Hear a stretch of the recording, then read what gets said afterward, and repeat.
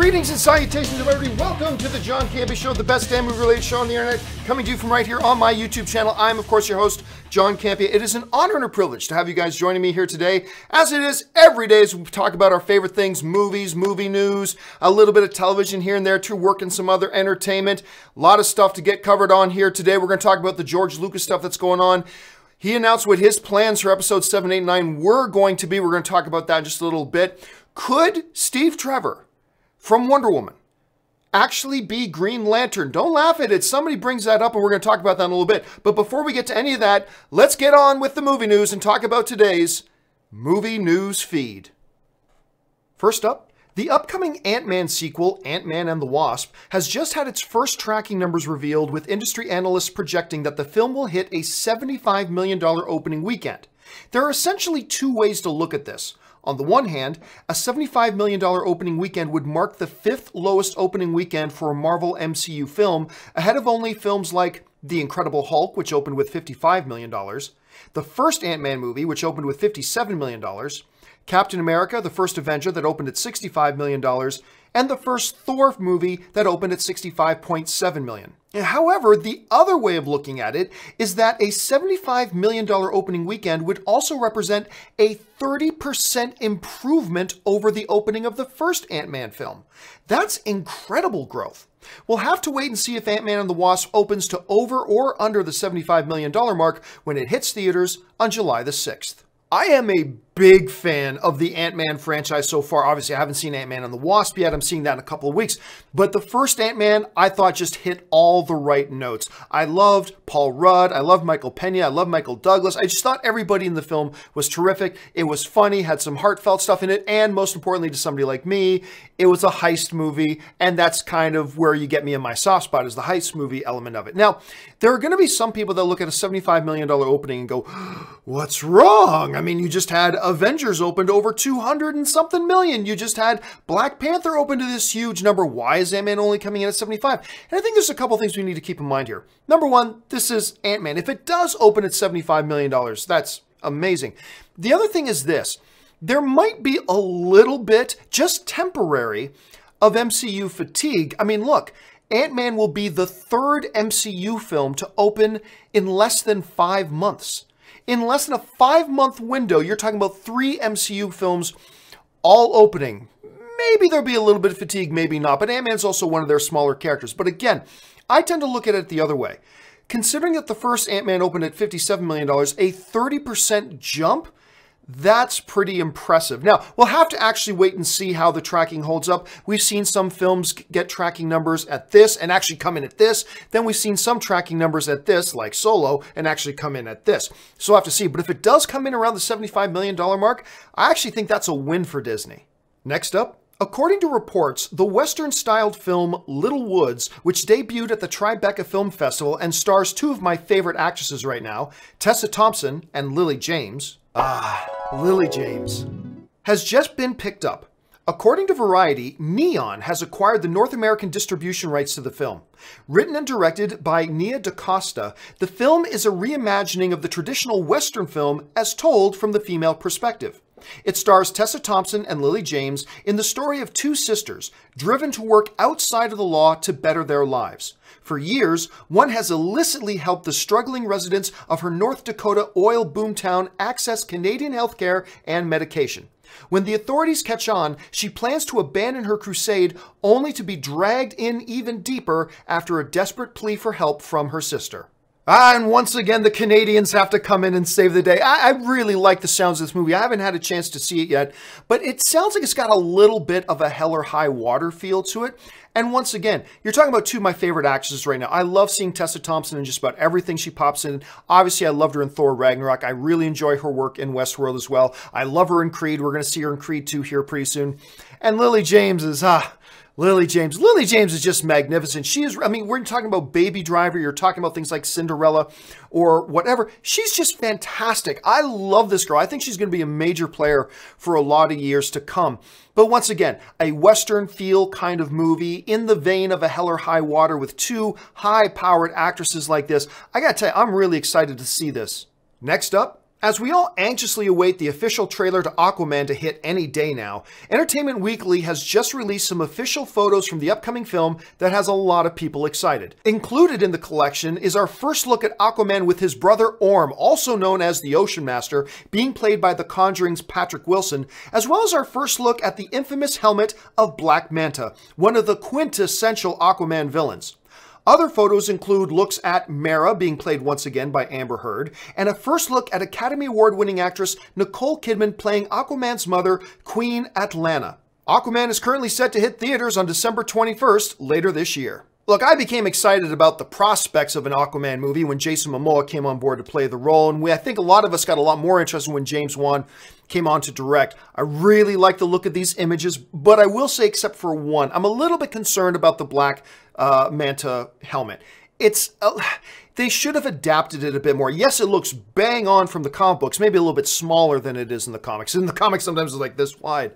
But I think it's just one of those things where maybe they should have adapted. This is one of those situations, I think, where translating it directly from the comic book page doesn't work. Something that works on the page does not necessarily work on a live action screen. But then again, it is just a still picture. Maybe once we see it in action, maybe once we see it in a trailer, maybe once we see it in better context, maybe I'll change my mind, and maybe a lot of other people will change their minds too. However, seeing Nicole Kidman in there looks great. Amber Heard, I think, has looked great as Mera this entire time. Seeing Orm, I never thought we'd see Orm, the Ocean Master, in a live action movie. Never thought we would, but I'm dying to see it, especially after I started reading the New 52 Aquaman. Then, if you read that, you'll really get on board with Orm being in this. There's a lot of potential of this character, a lot of potential conflict between Aquaman and him. This could be great. So, a lot of things coming out that are looking good so far. Cannot wait for this thing to finally hit in December. And finally, there are a lot of very big panels that happen at Comic-Con each year, but two very key television series are going to be skipping the event this year, which will hopefully shorten the Hall H lineups a little bit. HBO has announced that both Westworld and Game of Thrones will not be in San Diego this year. HBO put out the following statement. Due to production schedules and air dates for Game of Thrones and Westworld, these series will not be presented at San Diego Comic-Con this summer. HBO has a long-standing relationship with SDCC, and we are very grateful for the fans' enthusiastic response over the years. We look forward to returning in the near future. Season 2 of Westworld is currently airing, and the 8th and final season of Game of Thrones is ambiguously set to release sometime in 2019. The really unfortunate thing about this is for Game of Thrones fans, because we're going into the final season of Game of Thrones. I'm a Game of Thrones fan, but I'm not a hardcore Game of Thrones fan. I know a lot of people who are, and this news is going to be devastating to a lot of them because it's the final season. It's the final season. Now, some may say there's an argument to be made that, look, everybody's already completely hyped for the final season. Everybody's excited about it. From a business point of view, there's not really a need to bring everybody down to San Diego Comic-Con to do a Game of Thrones panel since everybody's already completely hyped about it. I get it. But considering how supportive the audience and fans at San Diego Comic-Con have been for Game of Thrones over the years, I was kind of hoping, even though I wasn't going to be in Hall H to watch their panel anyway, it would have been nice if, as a final thank you to the fans, that they just come this one more time before they've needed to come to get the buzz going for the show. This time it would have been great for them just to come and do it for the fans. Now look, I get it. They are shooting. You got to have your priorities, and I don't really hold it against them. I'm just saying it kind of would have been nice. Westworld is a little bit of a different story. I feel like Westworld could really use the bump because from what I'm seeing, I'm actually preferring Westworld Season 2 more than I like Season 1, but I'm hearing from a lot of people that they don't like Season 2 as much. And you kind of would think that a good, positive push at Comic-Con this year could have been in its best interest. But then again, maybe it's just like they said in their official release. Shooting schedules, release dates, it may make it difficult, and I understand that. Again, they're saying we're looking forward to coming back, and that's all well and good for Westworld, but this is the final season of Game of Thrones. But I'm sure they'll come back to promote their upcoming Game of Thrones spin-off series and things like that. So look, there's still going to be tons to see and do at Comic-Con this year. I just feel bad for those hardcore Game of Thrones fans that may have been looking forward to seeing their presentation this year. And that'll do it for today's installment of the Movie News Feed. And now you are all caught up to date on all the things going on in the world of movie news. And now let's go on, guys, to our main topics. And of course, our main topics are topics submitted by you guys. How do you submit a topic or a question to be on the John Campea Show? It's simple. You just email me anytime at john@thejohncampeashow.com. That's john@thejohncampeashow.com. Put the word topic in the subject line. And as always, guys, keep those emails to 90 words or less. All right, with that out of the way, let's get on to the first question sent in today. And the first one today comes to us from Bradley McGinnis, who writes, with the news of George Lucas's original plan for Star Wars Episodes 7, 8, and 9, is it fair to say that George misses the point of what made Star Wars and the Force so special in the first place? All right, thanks a lot for the question, Bradley. And a lot of you guys wrote to me about this particular thing. I just happened to pick Bradley's email. Now, for those of you who don't know what's going on, what's all this talk about George Lucas's plan for 7, 8, and 9? So, director James Cameron, he's got this sci-fi show on right now, and there's a book coming out with some of the other interviews that he has done with people, including one with George Lucas. And some of the excerpts from that book have come out. And in it, George Lucas talks a little bit about what he was going to do with Star Wars Episodes 7, 8, 9, what he would do now. And it's a little bit disappointing to hear, but anyway, here's what George Lucas had to say. Okay, let's just go with this. The next 3 Star Wars films were going to get into a microbiotic world, but there's this world of creatures that operate different than we do. I call them the Whills, and the Whills are the ones who actually control the universe. They feed off the Force. I used to say, ultimately, what this means is we were just cars, vehicles for the Whills to travel around in. We're vessels for them. And the conduit is the Midi-Chlorians. The Midi-Chlorians are the ones that communicate with the Whills. The Whills, in a general sense, they are the Force. All right, so a lot of people read this and grew concerned. I read this, grew concerned. Now, look, I'm not a fan of the Star Wars prequels. That's fine. But to me, one of the things that really stood out to me, and I've talked about this in recent days, is that one of the really disappointing things about The Phantom Menace was the attempted demystification of what the Force is. Like, to me, in the original Star Wars films, Obi-Wan and Yoda gave all the description of the Force that we needed. We did not need a manual point by point. This is how the Force works. It's an energy field that surrounds us, it penetrates us, it binds the universe together. It's between you, me, the rock, the tree, all that kind of stuff. That's all we needed to know. It kept it mysterious. It kept it a little bit aloof in a good way. Then we get into The Phantom Menace, and, then Qui-Gon Jinn kneels down behind Anakin. It's all about Midi-Chlorians, and we can take blood tests and see how many Midi-Chlorians you have. What's your Midi-Chlorian count, little boy? And all that kind of stuff. Now, for those of you who are a little bit more steeped in Star Wars lore, you know that the Whills is a concept that has been around Star Wars since the very beginning. Like, I believe the original script that George Lucas wrote out was The Adventures of Luke Starkiller, which Starkiller I think was his original last name. The Adventures of Luke Starkiller and the Journal of the Whills. So the Whills is this concept that George has had for a very, very long time. And obviously there was a little bit of an homage to that in Rogue One when they said the guys were guardians of the Whills. Remember that? So there was a little bit of an homage paid to that too. However, as one Star Wars fan, and I can only speak for myself as one Star Wars fan, the notion of trying to more explain-o the Force and doing a version, like a Star Wars version of Osmosis Jones or Inside Out, where it's like, we start on, we start on Rey sitting there, and then all of a sudden, I wonder if there are life forms inside of me. And then this super zoom effect going into her pores, and then you get this little hustling, bustling city inside each of little, and there's Midi-Chlorians and Whills running around. Hi, Bob! All that kind of stuff. I really hate the idea. I gotta say, I hate the idea. Now, some people will say, George Lucas is off his rocker. Well, hold on a second. Let's remember, though, as much as I wouldn't have liked the idea, George Lucas, Star Wars is his. I mean, at least it was at that point. Star Wars, at that point, was his. And Star Wars is whatever George Lucas says it is. Like, I hate the special editions, and I'll never buy the special editions, but I don't begrudge George Lucas making them because they're his movies. And if that was his vision for it, then that's his vision. And if George, at this point in his life and career, would have thought, you know what, I really want to get back to that whole idea of the Midi-Chlorians and the Whills, then that would have been his prerogative. I wouldn't have been happy about it. Maybe some other fans would have been happy about it. That's totally fine. But yeah, to me, the notion of doing more explain-o-vision of the Force, going into a microbiotic world, exploring these little creatures that live in our cells, it's not something that works for me. And again, maybe it would have worked for other people. Nothing wrong with that. That's great. If that would have worked for you, cool. Wouldn't have worked for me. I wouldn't have liked the idea, but I still would have loved Star Wars in general, so that's fine.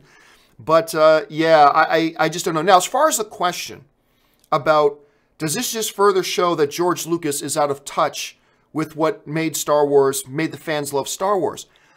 I would say that the question's actually, it's irrelevant. One of the great things about George Lucas creating and doing Star Wars himself is that he can create his own world. He can do whatever he wants in it. And if George Lucas, and here's the truth, if George Lucas had just done what he thought audiences would have liked, we never would have gotten the original Star Wars films. He made the films he wanted to make. And it worked. He did the same thing with the prequels, and for some of us, that didn't work. Okay, fine. But at the end of the day, what made Star Wars so great was the fact that you had a creator there who didn't really care what the audience wanted. He just wanted to bring what was in his imagination to the screen and tell the story. And hopefully people will like it. Hopefully people will get on board with it. And we did. And then he did it again. And that time, not as much. Fine. But again, yeah, I am very, very, very happy that George is now relaxing, retired, enjoying the fruits of his billions of dollars, hopefully sipping Mai Tais every day, having his feet massaged by the best masseuses from around the globe every day. I'm glad he's enjoying himself at this point and not still making Star Wars movies, because those weren't movies I would have wanted to see. Again, still completely worship at the altar of George Lucas for all time. But yeah, that's this notion of a movie about Midi-Chlorians and Whills, not something I think a lot of us would have been happy. And you know, it's funny too, because one of the other quotes from this interview that I didn't put up on the screen here is George, who basically comes out and says, yeah, the audience would have hated it. The audience would have hated it, but it would have been me completing my story. And you know what? You got to admire the moxie of a creator like George Lucas. Whether I like what he was about to make or not, you got to admire the moxie of a guy saying, you know what? Yeah, maybe audiences would have hated it. Actually, I'm sure they would have hated it. But it would have been me completing my story. That's the heart of a real creator right there. And hats off to him. I don't like the idea, but hats off to him anyway. All right, let's move on to the next email. And the next email today comes to us from Chris, who writes, love your show and have followed you since AMC. Well, thank you so much, Chris. Your view on movies tends to be similar to mine, so with 2 kids, I love having you to filter out the movies I don't want to see. I personally hope the Green Lantern story is changed up. I would love to see Steve Trevor return as Green Lantern. Say the ring found him just before or after the plane exploded. Do you think there is a chance that is happening? If not, why is he back in 1984? Well, let's talk about the last part of your question there. If it's not Green Lantern, then how on earth does he get back to 1984? Remember, this is a comic book movie. And this is part 2, where in the first movie, the first Wonder Woman movie, you had these 2 deity gods floating in the sky, throwing lightning bolts at each other. That's the world this happens in. How does Steve Trevor come back into 1984? There are a million different ways you can explain it in a universe where Greek gods floating in the air going, yeah, I shall turn mankind against themselves, and throwing lightning bolts and trucks at each other. In that world, there are millions of possible explanations about how Steve Trevor gets back in 1984. I'm not worried about that part. That's not the part that worries me. Thousands and thousands and millions of options at their disposal as to explain how Steve Rogers is alive in 1984. So I'm not worried about that part. The Green Lantern part is... it's intriguing. I don't think so. Now remember, this probably all stems from the fact that a while ago, there was a lot of rumors going around before he was cast in Wonder Woman that Chris Pine was being looked at a long time ago for a Green Lantern role. So that has sparked some people wondering, hey, could Steve Trevor be Green Lantern? You could. That makes it inconsistent with a lot of things. First of all, I don't think, I could be wrong about this, but I don't believe being a ring bearer, Lord of the Rings term, I don't believe being a ring bearer of one of the power rings makes you immortal. I don't think it stops you from aging. I could be wrong about that, but I don't remember that. I could be completely off base about that, but that wouldn't stop Steve Trevor from aging and being a really, really old man in 1984. So I'm not sure that that makes any sense. Plus, it changed it up. Look, and I think that there are a lot of Green Lantern fans out there who, hey, if you want to do a Kyle Rayner Green Lantern, fine. You want to do a John Jones Green Lantern? John Jones, that's Martian Manhunter. Sorry about that. You want to do a John Stewart Green Lantern? That's fine. You want to do like the classic Green Lantern? That's fine. I think if you all of a sudden threw a massive curveball and said Steve Trevor was Green Lantern, I think you might piss off a lot of fans. Could be possible. I mean, it's an interesting story hook. It could be, but I think it's so inconsistent with the comics that it would run the risk of alienating a lot of the Green Lantern fans. And there's a lot of Green, like, hey, you want to make a Guy Gardner Green Lantern? Fine. Like, there's a lot of Green Lanterns you could do. But I think going a Steve Trevor one is probably something they're not doing. So I wouldn't put the likelihood of that very high. All right, let's move on to the last email of the day. And the last email today comes to us from Dank, who writes, something I see a lot in online discussions, mainly for large franchises, and most recently for having 2 separate Joker movies, is that an idea or movie might, quote-unquote, confuse the general movie-going audience. Usually, I feel like the only people who would be confused are younger kids. Do you think people are underestimating the intelligence of the average moviegoer? And you know what? I'm going to tell you right now. I used to be one of those guys that would say, that'll confuse the audience, that'll confuse you. I used to say that a lot. I did. But you know what? I've come to realize that that's just not true. The average movie-going audience are not a pack of blithering idiots like we assume them to be. We can all be blithering idiots sometimes, but generally speaking, the general movie-going audience is not a pack of blithering idiots. Now, look, for instance, take when Rogue One was coming out. That came out right after Episode 7. That did cause some confusion. Like, I had conversations with people saying, wait a minute, so is that girl, the new girl playing Rey? This happens after Star Wars. There was a little bit of confusion, but guess what? Everybody, once they got an explanation, oh, okay, yeah, now I get it. You know, I had a conversation with one person once asking me, so wait, is this girl the new Rey? I'm like, no. This is a different movie that takes place in a different time period with different characters. And they went, oh, okay, yeah. That's all it took. Like, we have this perception, and I was one of the people who perpetuated this perception, so I'm guilty here. This is on me, too. We have this perception that the general movie-going audience out there is going to hear, wait, so there's a Joker movie, Jared Leto movie, wait, and another Joker movie with Joaquin Phoenix? And then all of a sudden they become the Nazis in Raiders of the Lost Ark, where their faces start to melt, and their faces melt, and like, because they just can't wrap their heads around it. Like, no, it's a different universe. It's like a different look at how it could have been. Oh, okay. They'll get it. The general movie-going audience will get it. Now, there are things that studios could do that could possibly and potentially set up massive confusion. There are things that could happen to do, but for the most part, a lot of these discussions that come up saying that will confuse the audience, maybe it'll cause a little bit of uncertainty at first, but the audience will get it for the most part. 95% of the audience will get it, and the other 5% will eventually get on board, and they'll figure it out too. And again, I'm just as guilty as anybody is perpetuating that myth that that'll confuse the audience, and, you know, the Lost Ark will make everybody's faces melted. But it won't. They'll be fine. People will be fine. Now, that doesn't mean that 2 Joker movies is a good idea. I'm actually kind of curious to see what they're doing about it, but just because it won't confuse the audiences, that doesn't mean it's a good idea. Maybe it's a bad idea. Who knows? Well, that's up in the air. We'll have to wait and find that out. But yeah, generally speaking, I think it is overstated, the amount of confusion that audiences will have about certain things. Okay, guys, with that out of the way, we got a couple of minutes left here, so I know a bunch of you guys have been firing in some live questions, so let's go over to the chat board and take these live questions. The first question comes to us from Manuel Fernandez, who writes, good morning, John. Please help me understand, are Midi-Chlorians themselves the Force, or do they simply help you connect to the Force? Well, going back to Phantom Menace, Qui-Gon Jinn says, they interpret the will of the Force. So the Midi-Chlorians themselves are not the Force.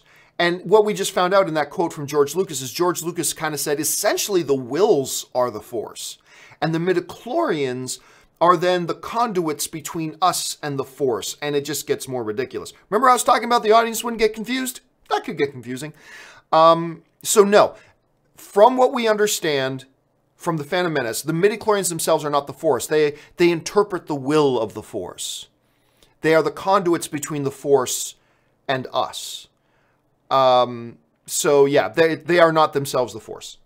Let's see here. Next one comes to us from Kick It to the King Productions, who writes, outlets suggest that Comcast and Disney will split up Fox. Disney gets entertainment side of things. Comcast gets Sky Network. Could this be the outcome? I haven't seen anything like that. I mean, maybe there's some people speculating about that. I haven't seen any official report saying that Disney and Comcast are in talks with each other to get different aspects of it. So I can't say. Is that something that could happen? Maybe. That is something that possibly could happen.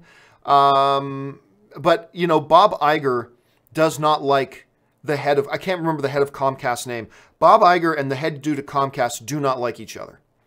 And I think they've made no secret about that. So whether they would, but this is business, so maybe they could. I don't expect that'll be the outcome, but who knows? It's anything, in the world of business, anything is possible, man. Okay, let's move on here. Ben Rayner writes, who lost touched, I think you just mean touch. Who lost touch of reality more, Lucas or Cameron? Well, I don't think either of them lost touch of reality.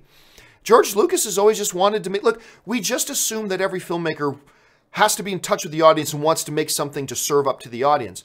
Lucas has never been that way. He's always been about making just the stories he wants to tell. So I don't know that this is an issue about Lucas being out of touch with reality. And maybe James Cameron has said some stupid things, but I've never interpreted, he's just been, you know, said some stupid things. I've never thought James Cameron's been out of touch with reality either.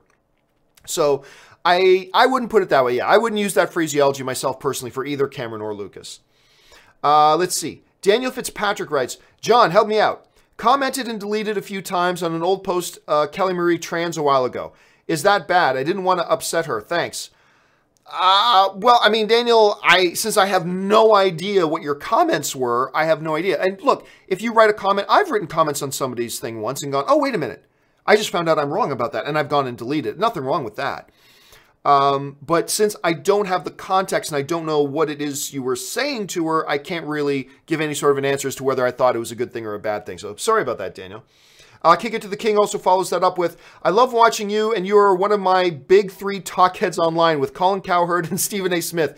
Who is your favorite guy, sports guy to listen to? My favorite sports guy of all time is actually a Toronto sports broadcaster. Actually, he's syndicated nationally and in the United States too. His name's Bob McCowan.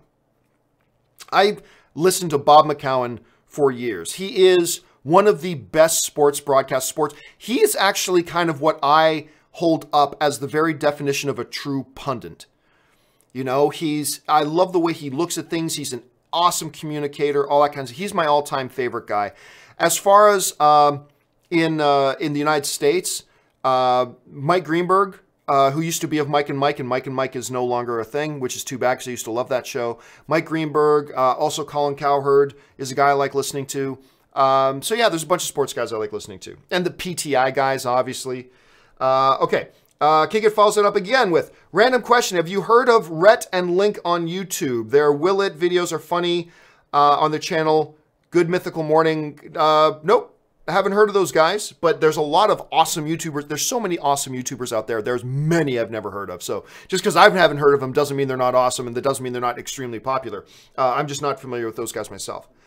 Snake Jerusalem writes, if A&W is able to gross at least, Ant-Man and the Wasp, is able to gross at least $650 million, Marvel will have grossed $4 billion with only 3 movies this year at the box office. How can they ever top this? It's tough. It would be tough.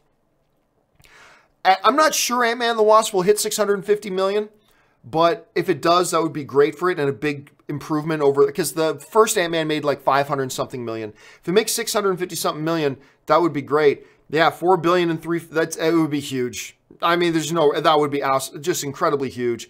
How could they ever top it? I don't know. It depends how big Captain Marvel is, I guess. Depends how big Captain Marvel is. Because you're going to get 3 films in a row. You're going to get Avengers 4, Spider-Man, and Captain Marvel. Those 3 films could theoretically do it as well. Maybe. It's an outside shot, but it's a shot. So it is an impressive feat, man. It's a really impressive feat. Let's see here. Patrick Conway writes, you think people realize Fox is more than Marvel? Oh, well, they should. Yeah, Fox is far more than Marvel. They are far more than just whatever little... Actually, as a matter of fact, a lot of people seem to think that this whole Disney and Comcast and Fox deal, the main thing is all about those X-Men properties. And they're not. They're like probably number 12 on the priority list, both for Disney and for Comcast. I mean, they're nice pieces of the puzzle, but they're smaller pieces of the puzzle. There are much bigger things that both Disney and Comcast want to get control of Fox for. But you're right. I think in our circles, a lot of us just think, we think of the Disney, Comcast, Fox deal, we just think in terms of X-Men and Deadpool, which, hey, I'm a movie channel. It's understand that all of us here talking about the movie stuff and the ramifications, and the crown jewel of the movie stuff is, of course, the X-Men and that stuff. The Avatar becomes a question as well, but at any rate. But in the reality, the X-Men and Deadpool, those are interesting and nice pieces of the pie, but they are smaller pieces compared to the other assets they're looking at. So, but I think for the most part, people do realize that. Kickit writes, is it just me or what? No one is talking about who could possibly get distribution rights to Passion of the Christ 2 in that bidding war. Thoughts? Well, there's a lot of big question marks surrounding it, especially with the recent history of Mel Gibson. I mean, it's not as big of a thing. And look, the first Passion of the Christ, hold on a second, it was a big film. I'm just pulling up the box. It was a big film, but it's not like it was, like some people think it was like $1 billion film. It wasn't. It was a $600 million film, which is great. $600 million is great, but it's not like it's the next $1.2 billion film at the box. It's not like A Passion of the Christ 2 is going to join the $2 billion club, especially considering all the controversy surrounding Mel Gibson. So I'm not surprised that a lot of people aren't talking about it. It'll get worked out, but I don't think anybody really cares who the distributor of the film actually ends up being, to be honest with you. Amy Singh writes, oops, had the big jump. Okay, Amy Singh writes, after seeing what Lucas wanted to do with Star Wars Episode 7, 8, and 9, I'm so glad that Disney got control of Star Wars. Had it been for him, 7, 8, and 9 would have been even worse. Well, I mean, you never know. You never know. I don't like the idea, but I didn't like the idea of making a movie about plastic building blocks either. And look how the Lego movie turned out. And you know me, I'm happy with the way that the Star Wars films, they didn't all do what I wanted them to do, but I'm happy with the Star Wars films the way they are now. But that's just me, and that's just my opinion. And who knows, maybe, look, I don't like the idea of Midi-Chlorians movies, but always hold on that there is the possibility that may have turned out to be awesome, right? I mean, we got to keep that in consideration too. But I will admit that I am glad those movies didn't get made. Maybe they could have been great. It's possible. And if other people like the idea of those movies, that's great. No problem. But for me personally, I'm kind of glad they didn't get made. Aiden Norris writes, thoughts on Love, Simon, my favorite movie of the year so far. It's funny. I've had a bunch of people ask me about that. I've just talked about this on the show, Love, Simon, just like 3 or 4 days ago, actually. I thought it was a sweet little, very human experience movie. A movie that, you know, could have been, you'd think, okay, this movie won't appeal to a lot of people because of the subject matter. And because we can't relate with it. But I watched it and I'm like, this is really just about core human issues. More than about, you know, sexual orientation issues or anything like that. It's about core human issues. And on that level, I thought it worked really well. And I walked out going, yeah, that was a damn good movie. Not my favorite film of the year so far, but I quite enjoyed it. History Soup writes, I just got like 2 minutes left here. History Soup writes, why did the Star Wars universe beat Star Trek? Han better than Kirk? Nah, I don't look. That's a 3-part 10-hour documentary series about why Star Wars was more popular than Star Trek. I mean, there's a million of them, more than we can just go into here, basically. But yes, Star Wars just captured the imagination of people a lot better than Star Trek did. I'm not talking about quality. I'm not talking about whatever. There are people out there who prefer Star Trek. That's fine. People out there who prefer Star Wars. That's fine too. But it's a much bigger issue, History Soup, than we can talk about here in like 2 minutes. Colin Tucker writes, Scott Pilgrim vs. the World is the best film. I like Scott Pilgrim vs. the World very, very much. I remember I had Edgar Wright on my panel at Comic-Con the year Scott Pilgrim came out, and I remember I did a party with him, and I presented him with the AMC Film Fanatics Award and all that kind of stuff. And I had the whole cast of Scott Pilgrim vs. the World at the party I did. But it's not even, to me, it's not even the best Edgar Wright film. I mean, I really like Scott Pilgrim vs. the World, but it's not even in the top 2. Like, I think the 2 best Edgar Wright films are Shaun of the Dead and Baby Driver. and then probably Scott Pilgrim versus the World. It's great. I enjoy it a lot. But hey, man, if it's the best film in the world to you, that's all that matters, and I'm glad you got that much enjoyment out of it. Michael Hafana just sends in a super chat. Thank you, Michael. The Interweb Show writes, Big Lou here. Almost a year since they showed the first look at Favreau's Lion King at D23. When will us mortals get to see it? Stay filthy, bro. Well, I mean, the movie doesn't come out till 2019. Hold on a second. Let's see. Lion King. And I think it's summer. Yeah, it's July. Like, it's still over a year away. The movie's still over a year away. So, we're probably still a number of months away. Probably still a good chunk of months away before getting a first trailer or anything like that. And I don't want them to put out anything too early because they're just going to blow their load. So, yeah, the movie comes out July 19th, still like 13 months away. It's not going to be anytime soon. At least it shouldn't be anytime soon. But I wouldn't worry about it at this point. Like I said, the movie's still over a year away. Marty McFly.